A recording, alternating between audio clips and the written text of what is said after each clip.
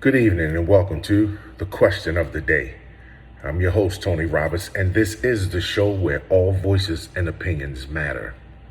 Question: should the Boston Celtics should have suspended Ime Udoka for the whole 22-23 upcoming season? Should the Boston Celtics have suspended Mr. Udoka for the whole season? Now, there's so many layers to this story that many of us do not know. But one of the things that I do know is that it always takes more than just one. And in this situation, there is only one person paying the price. Now, I'm not trying to disrespect the women who feel like this woman should not be exploited, but this was a consensuous relationship, they say. Now, this man is on Front Street, face all over the media. Family has to deal with this. And yet, the young lady who was involved, we don't know who she is. Is that fair? I'll give you something else to think about. What if she was a black woman?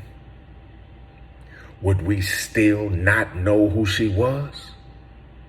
What if it was a white coach who slept with a black person's wife or executive? Would we know then? Now, for me, I can't blame nobody for the behavior of Coach Udoka. He chose to go down this road, so he's taking full responsibility for his actions.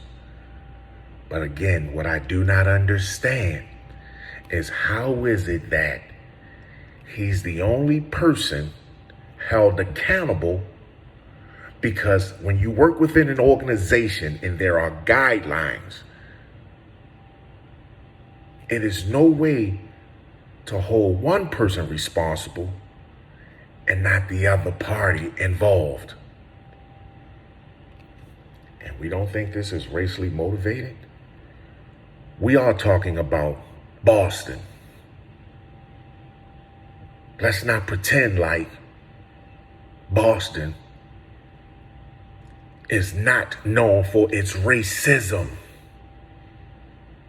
Now, for me,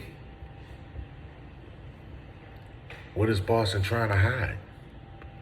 You put the coach out there on Front Street and let everyone know that we will not tolerate this type of behavior, yet this woman is still involved with the organization. What makes you think she won't do it again? Many times, white women want to know what it's like to be with the Mandingo warrior. And after being with that Mandingo warrior,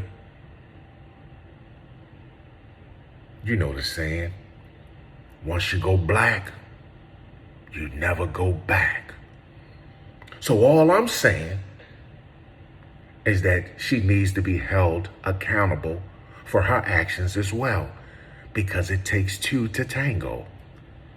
And as for Coach Udoka, pray, my brother. Life lesson. This is why many of us have to think with this. Think with this.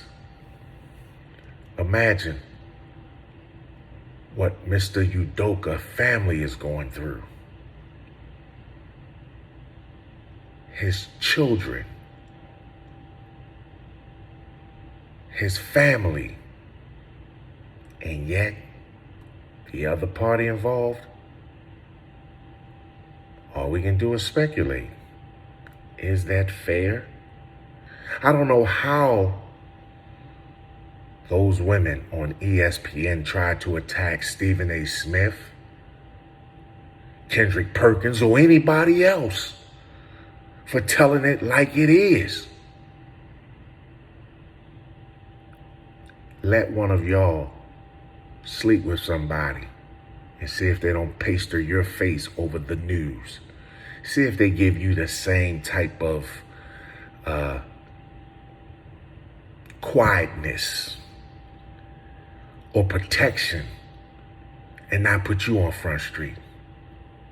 Think about that.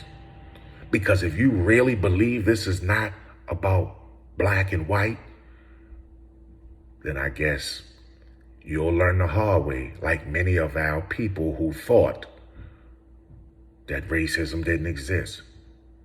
Michael Jackson, Prince, many people who thought they were above the law until they say, as Don King say, you still up, you just a rich.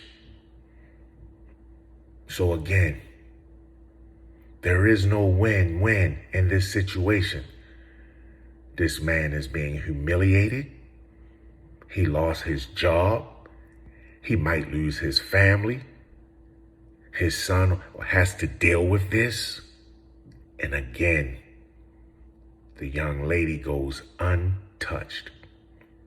And I don't care what they say. I honestly believe it's because she's white. Had she been black, they'd have blasted her. So again,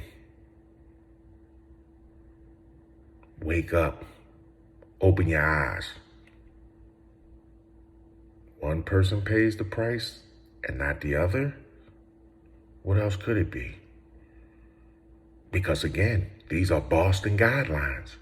If you violate them, then you must pay. Coach Udoka is paying. The other party?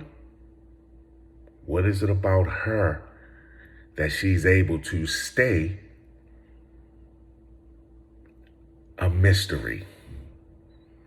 Why couldn't Coach Udoka be a mystery and we just say, hey, he's taking a year off. We have some things we need to sort out. But again, black man, white woman, a disaster waiting to happen. Question of the day. Peace out. Hit the subscribe button.